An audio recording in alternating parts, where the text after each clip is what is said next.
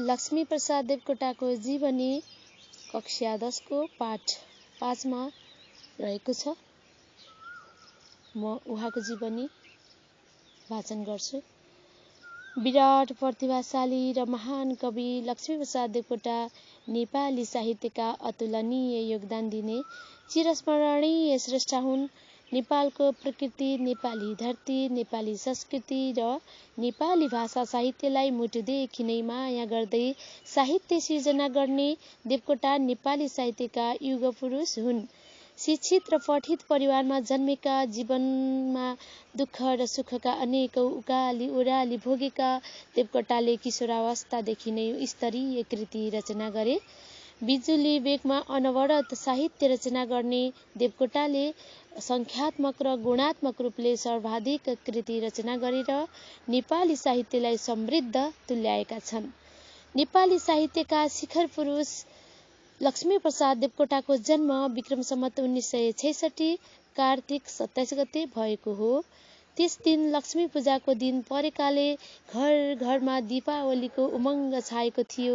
हरेक घरमा धन सम्पत्तिकी अधिष्ठात्री महालक्ष्मीको भव्य पूजा आराधना भइरहेको हर्षद अवसर थियो। दिल्ली बजार धोबीधाराको तिलमाधव देवकोटा कहाँ सबैका घरमा झै दीपावलीको उज्यालो मुस्कुराइरहेको थियो। त्यही घरभित्र तिलमाधवकी धर्मपत्नी अमरराज्य लक्ष्मी देवीको कोखबाट सन्तानको जन्म भएको थियो। नवजात शिशुको जन्म नक्षत्र अनुसारको नाम तीर्थमाधव भए पनि महालक्ष्मीको पूजाका दिन लक्ष्मीको प्रसाद स्वरूप प्राप्त भएको सुपुत्र ठानेर त्यस शिशुको नाम लक्ष्मीप्रसाद राखियो। लक्ष्मी पूजाका दिन जन्मेका देवकोटाको नाम लक्ष्मीप्रसाद राखिए पनि पछि उनी सरस्वतीका वरद पुत्र बने। शिक्षित परिवारमा जन्मेका र बाल्यकाल निकै स्नेहमय वातावरणमा बिताएका देवकोटा आमा, बुवा, दाजु र दिदी सबैका मुटुका धुकधुकी थिए। देवकोटा स्वयंले आफ्नो बाल्यकालको स्मरण गर्दै कवि हुने धुनमा भन्ने निबन्धमा आफू शान्त, सुशील, आज्ञाकारी र सन्तोषी स्वभावको रहेको कुरा व्यक्त गरेका छन्। पठित र शिक्षित परिवार भएकाले उनले घरैबाट पठन पाठनको राम्रो वातावरण पाए। संस्कृतका विद्वान एवं कवि बुबा तिलमाधव देवकोटासँग उनले घरमै संस्कृतको अध्ययन गरे। बुबाले कागज वा स्लेटमा लेखेर दिएका मन्त्र र श्लोकलाई एक पटक पढेपछि नहेरिकन दोहोऱ्याएर मुखाग्र सुनाउँथे। उनको यस्तो स्मरण शक्तिका प्रशंसक बुबा तिलमाधव उनलाई सरस्वतीका अवतार मान्थे। उनका बुबाको इच्छा उनलाई पण्डित बनाउने थियो, तर आफ्ना दाजु र आमाको प्रेरणाबाट उनमा अङ्ग्रेजी पढ्ने रहर पलायो। अनि 11 वर्षको उमेरमा विक्रम सम्वत 1977 मा दरबार हाई स्कुलमा पञ्चम श्रेणी अर्थात् अहिलेको 6औं कक्षामा भर्ना भए। त्यही अङ्ग्रेजी भाषाप्रतिको चासो र व्यङ्ग्य समेटी पछि उनी हाई अङ्ग्रेजी निबन्ध लेखेका थिए। युवा अवस्थामा देवकोटा बाल्यकालका झै दयालु, उदार र अति शिष्ट व्यक्तिका रूपमा चिनिन्थे। दीन दुखी मानिसलाई भेटे भने सर्वस्व दिन समेत पछि नपर्ने उनको हृदय अत्यन्तै कोमल थियो। मानिसलाई दुःख दिएको देख्दा वा मानिसले दुःख पाएको देख्दा उनको हृदय छिया हुन्थ्यो। जातपातका दृष्टिले होस् वा धनी गरिबका दृष्टिले होस्, कसैलाई हेप्नुहुन्न भन्ने देवकोटा मानिसको सेवा नै ईश्वरको सर्वोच्च सेवा र पावन पूजा हो भन्ने ठान्थे। दरबार हाई स्कुल पढ्दादेखि नै कविता लेख्न सुरु गरेका देवकोटाले त्यसै बेला अङ्ग्रेजीमा कविता लेखेर समस्त शिक्षक र सहपाठी साथीलाई चकित पारिदिएका थिए। उनका कतिपय साथी देवकोटालाई आफ्ना दाजुलाई कविता लेख्न लगाएर आफैले लेखे जसरी सुनाउने भनेर आरोप लगाउँथे। उनले साथीहरूकै सामुन्ने धडाधड कविता लेख्दै र सुनाउँदै आरोप लगाउनेलाई नाजवाब पारिदिन्थे। हुन पनि हो, कसैले आलोचना गर्यो भने त्यसको जवाब कुराले होइन, कामले दिन सक्नुपर्छ। साथीहरूकै अगाडि 15 मिनेटमा दरबार स्कुल शीर्षकको कविता रचना गरी सुनाएपछि त साथीहरू उनकै समर्थक पो बन्न पुगे। तिनै साथीहरूको अनुरोधमा शिक्षकले पनि त्यो कविता हेरे। कविता पढेर दङ्ग पर्दै शिक्षकले देवकोटालाई अङ्ग्रेजीमा बर्डेन पोइट अर्थात् कोपिला कवि भनी टिप्पणी गरे। त्यसो त देवकोटाले 10 वर्षको उमेरमा नै कविता यात्राको थालनी गरेका कुरा समालोचकले स्वीकारेका छन्। उनले नेपाली भाषामा रचना गरेको पहिलो 2 हरफे कविता यस प्रकार छ। घनघोर दुःख सागर संसार जान भाइ, नगरी घमण्ड कहिले मर्नु छ हामीलाई। देवकोटाले किशोर र पूर्व युवा वयको एउटै ढुङ्गामा पारिवारिक जीवन, कलेज जीवन, अनुशिक्षण र साहित्यिक यात्रालाई निरन्तर खियाइरहे। विक्रम सम्वत 1981 मा 15 वर्षको उमेरमा काठमाडौँको चालिसे परिवारकी मनदेवी चालिसेसँग यिनको विवाह भयो। विक्रम सम्वत 1982 मा 16 वर्षको उमेरमा उनले म्याट्रिकुलेसन परीक्षा उत्तीर्ण गरे। जहाज दिएपछि फुर्सदका समयमा अङ्ग्रेजी स्वच्छन्दतावादी कवि वर्ड्सवर्थ र शेलीका कविता रुचिपूर्वक पढ्न थाले। विक्रम सम्वत 1983 मा उनी त्यति बेलाको त्रिचन्द्र क्याम्पसमा आइएससीमा भर्ना भए। पढ्दै पनि गर्नुपर्छ, कमाउँदै पनि गर्नुपर्छ भन्ने घर परिवारको आग्रह अनुरूप उनले अनुशिक्षण सुरु गरे। यही पेशाका कारण उनी कक्षामा नियमित उपस्थित हुन पाएनन्। यस बेला उनलाई कलेज जीवन र विज्ञान शिक्षाले भन्दा शेली, वाइडन र म्याथ्यू आर्नोल्डका कविताले तान्यो। विक्रम सम्वत 1985 मा उनले आइएससी परीक्षा उत्तीर्ण गरेपछि उनी त्यसभन्दा माथिल्लो कक्षामा विज्ञान नपढी अङ्ग्रेजी, अर्थशास्त्र र गणित विषय लिएर त्रिचन्द्र कलेजमै मानविकी तर्फको स्नातक तहमा भर्ना भए। उनले विक्रम सम्वत 1987 मा बीए उत्तीर्ण गरे। त्यस बेलासम्म 12 घण्टे अनुशिक्षणसँग जुधेर भए पनि केही गीत र कविता रचना गरिसकेका थिए। देवकोटाले जीवनमा पारिवारिक वियोगका असह्य पीडा खप्नु पर्यो। उनी 25 वर्षको हुँदा विक्रम सम्वत 1991 असार 24 गते उनले आमा अमर राज्य लक्ष्मी देवीलाई गुमाउनु पर्यो। त्यसको 1 वर्षपछि विक्रम सम्वत 1992 जेठ 25 गते बुबा तिलमाधव देवकोटाको पनि देहावसान भयो। विक्रम सम्वत 1992 मै जन्मेकी लक्ष्मीप्रसाद देवकोटाकी माहिली छोरीको जन्मेको 2 महिनामै मृत्यु भयो। यसरी देवकोटाले 25-26 वर्षको उमेरमा बुबा, आमा र छोरी गुमाउनु पर्दा उनको हृदय कति छिया भयो होला। उनको जीवनमा आइपरेका यस्ता कहाली लाग्दा पीडाले उनलाई विह्वल बनायो। तर पनि उनले साहित्य सिर्जना यात्रालाई अघि बढाइरहे। त्यस बेला उनले लेखेका रचनामा आफन्तको मृत्युबाट सिर्जित वेदनाका साथै प्रकृतिको स्वच्छ भावमय वर्णन पाइन्छ। छाँगो छङछङाए झै बिजुली बेगमा कविता लेख्ने कवि देवकोटा नेपाली भाषा साहित्यका स्वच्छन्दतावादी साहित्यकार हुन्। उनले विभिन्न साहित्यिक विधामा कलम चलाएका छन्। उनका शाकुन्तल, सुलोचना, महाराणा प्रताप, प्रमिथस आदि प्रसिद्ध महाकाव्य हुन्। उनले मुनामदन, कुञ्जिनी र लुनिस जस्ता दर्जनौं खण्डकाव्य लेखे। उनले यात्री, पागल र प्रभुजी मलाई भेडो बनाऊ जस्ता सयौं कविता लेखे। उनले कविता विधामा मात्र आफ्नो कलमलाई सीमित गरेनन्। उनले लेखेका साह्रै गहकिला निबन्ध लक्ष्मी निबन्ध संग्रह दाडिमको रुखनेरमा सङ्कलित छन्। उनको एउटा सावित्री सत्यवान भन्ने नाटक र चम्पा उपन्यास समेत प्रकाशित छ। वास्तवमा उनले लगातार 4 दशकसम्म विभिन्न विधाका दर्जनौं साहित्यिक कृति रचना गरी नेपाली साहित्यलाई समृद्ध तुल्याए। जति बेला ताते गर्दै नेपाली साहित्य क्रमशः किशोर र वयतिर चढ्दै थियो, ठिक त्यति बेला नेपाली साहित्यले उनको कलमको जादुमय स्पर्श पायो। त्यसपछि नेपाली साहित्यले विश्व साहित्यकै हराहरीको प्रौढताको शिखर छुन पुग्यो।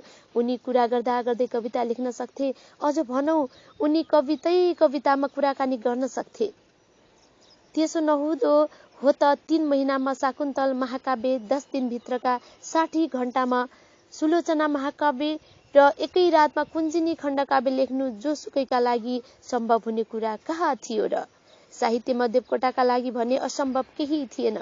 अरू कविको नजरबाट ओझेल परेको झ्याउरे छन्द अर्थात् लोकभाकालाई मुनामदन मार्फत देवकोटाले नै शिखरमा पुर्याएका थिए। आफ्नो जीवन अवधिमा उनले कविताका क्षेत्रमा 700 जति फुटकर कविताका साथै आधा दर्जन महाकाव्य रचना गरे। यिनै योगदानका कारण उनी नेपाली भाषा साहित्यमा सर्वोत्कृष्ट कविका रूपमा प्रख्यात छन्। प्रशस्त गहकिला कविता, खण्डकाव्य, महाकाव्य जस्ता रचनाले गर्दा उनी महाकविका रूपमा सम्मानित छन्। देवकोटाको जागिरी जीवनयात्रा पनि नदी झै एकनासले कहिल्यै बगेन। उनको जीवनमा कहिले कहाली लाग्दा दुःखै दुःख निम्तिए। देवकोटाको 34 वर्षको उमेरमै विक्रमसम्म 2000 भदौ 11 गते नेपाली भाषानुवाद परिषदमा नेपाली पुस्तक लेखनका रूपमा जागिरी भए। यो जागिरी अवधि उनको लेखन यात्राको स्वर्णकाल रह्यो। यसै समयमा नै उनले उत्कृष्ट खालका महाकाव्य र खण्डकाव्यका साथै थुप्रै कविता, गीत, बाल कविता, कथा र निबन्ध रचना गरेका छन्। देवकोटाको महासागर जस्तो प्रतिभा राणाहरूको निरङ्कुशताको साँघुरो सुरुङभित्र कसरी बग्न सक्थ्यो र मुलुकमा जति बेला प्रजातन्त्र प्राप्तिका लागि क्रान्तिको आगो सल्कदै थियो त्यति बेला उनले पनि विद्रोहको बाटो समाते। उनी विक्रमसम्म 2004 मा प्रजातान्त्रिक आन्दोलनमा संलग्न भए। उनी घर परिवार कसैलाई थाहा नदिई बनारसतर्फ प्रवासिए।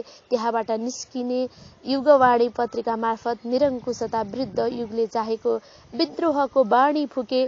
त्यहाँ उनी सिकिस्त बिरामी परे। शारीरिक अवस्था झन बिग्रदा बोल्न पनि नसक्ने अवस्थामा पुगे। अशक्त भई प्राणै जोगाउन मुस्किल परेपछि उनले विदेशमा बसेर मर्नुभन्दा आफ्नै देशमा बसेर सक्दो सेवा गर्ने विचार लिएर काठमाडौँ आए। उनी त्रिचन्द्र कलेजका प्राध्यापक पनि भए। उनी 2013 सालमा डा के.आई. सिंहको मन्त्रीमण्डलमा शिक्षा मन्त्री बने। यसरी उनले नेपालको उच्च पदस्थ शिक्षा मन्त्री जस्तो गहन जिम्मेवारी वहन गरेका थिए। उनी नेपाल एकाडेमीको प्राज्ञ र त्रिभुवन विश्वविद्यालयको कमिसन सदस्य पनि बने। पदको शिखरमा पुग्दा होस् वा पदमा नरहँदा होस् उनको साहित्यकार व्यक्तित्व कहिल्यै मुर्झाएन। जहिले सुकै फक्रिरह्यो, फुलिरह्यो।